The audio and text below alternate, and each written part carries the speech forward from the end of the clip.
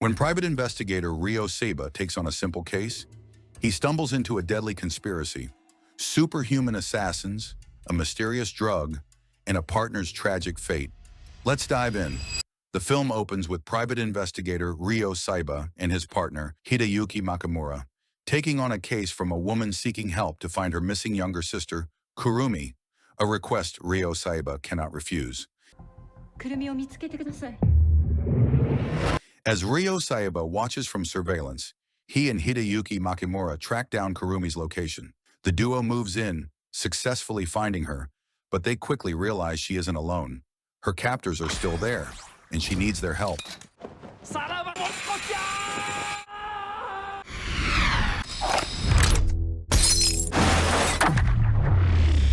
They jump into action, taking on the armed men to free Kurumi, but she panics, overwhelmed by fear and confusion.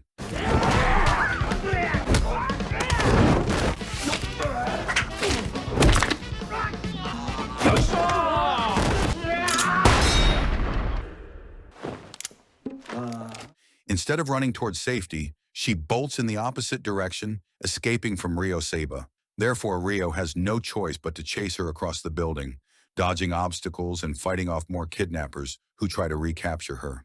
Ryo finally reaches Kurumi, but something feels off. She isn't just a missing person.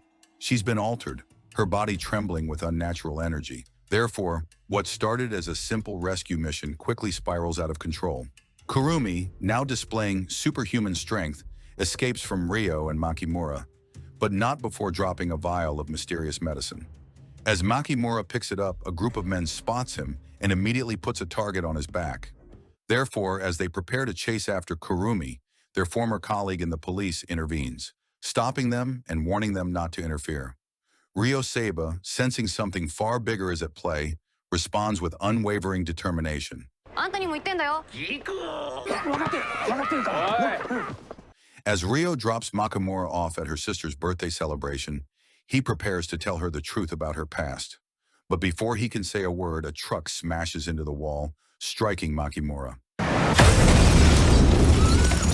As he stumbles to his feet, he notices the same markings they saw on Kurumi, this time on the driver, and realizes they're being targeted for the vial.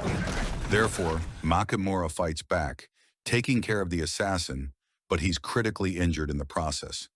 When Ryo Seiba arrives, Nakamura, barely hanging on, hands him the vial and whispers his final words before succumbing to his injuries. No.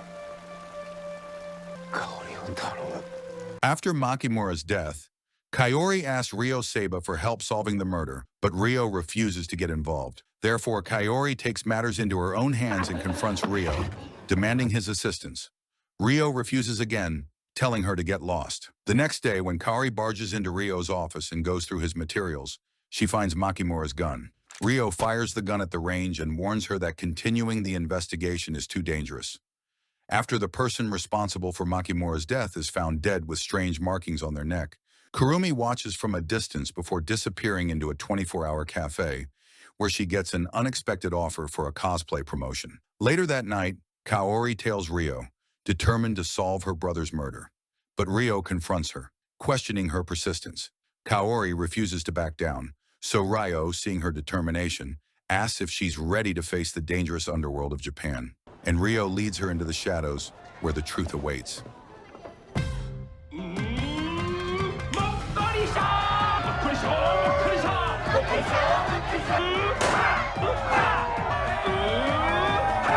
After his dance routine, Ryo tries to avoid Kaori, but she follows him to meet a criminal lord. Confronted by the same men who kidnapped her, the leader silences them when he hears Ryo's name and asks to speak privately, but before Ryo grants the request. The leader expresses sympathy for Nakamura's death, but denies his group's involvement. Therefore, he explains strange events, homeless people disappearing and returning with superhuman strength. The man who killed Nakamura was found dead, and only Kurumi survived. Therefore, she knows what the criminals are hiding. The leader warns Ryo that the drug they're using is dangerous and urges caution.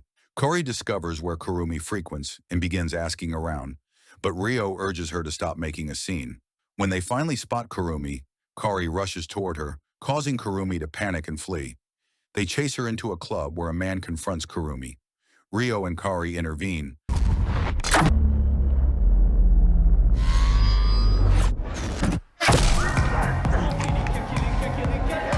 but before they can question him, a woman distracts them, allowing the man to escape. As Kurumi continues to flee, Kaori catches up just before she faints. Kurumi recalls being abducted and experimented on by men. Therefore, when she wakes up at Ryo's place, Ryo tells her that they were sent by her sister to help find her. But Kurumi insists she has no sister, leading Ryo to realize that they've been deceived by the woman.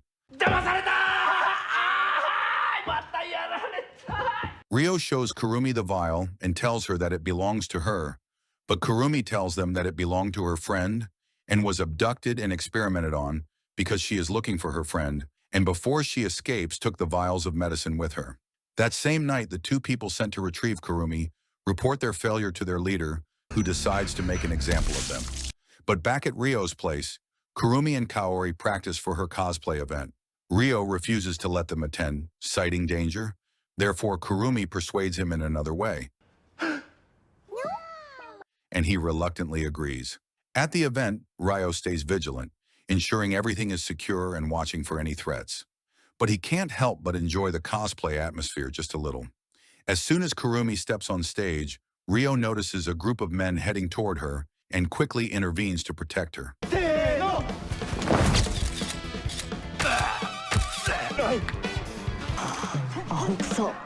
But when Ryo helps Kaori, he spots the same men from the club, this time with a tranquilizer gun. Therefore, Ryo steps in, saving Kaori without causing a scene, and they manage to escape. But just when they think they're safe, the woman Scorpio, who had pretended to be Kurumi, stops them, triggering an intense battle with Ryo. Therefore, Kurumi and Kaori run off to call for help. But as Kaori turns back to help Ryo, she's targeted by one of the men. But Ryo rushes in to save her.